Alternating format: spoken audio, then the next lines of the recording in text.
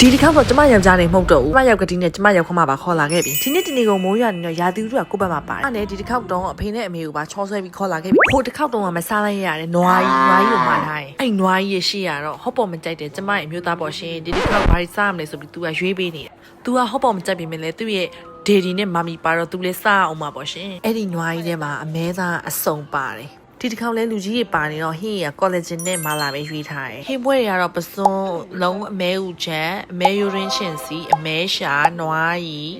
ကြက်မဲဘဲဥအမဲဖို့တောင်ဝက်သုံးတက်တာဝက်သုံးတက်တာလေတော်တော်လေးစားလို့ကောင်းတာတိလားနူးဤပြီးချားဆိုင်ဒီမှာစားရတဲ့ဝက်သုံးတက်တာနဲ့လုံးဝမတူဘူး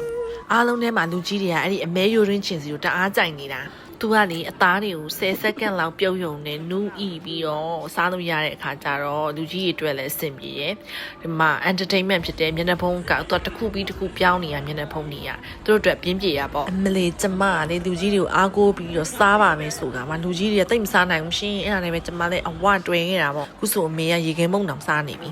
ကျမယောက်ျားကလည်းဟောပေါ့မကြိုက်ဘူးသာပြောတာတော့အဲ့အမဲသားတွေကသူ့ပါစက်ထဲမှာကြီးပဲမကြိုက်ဘူး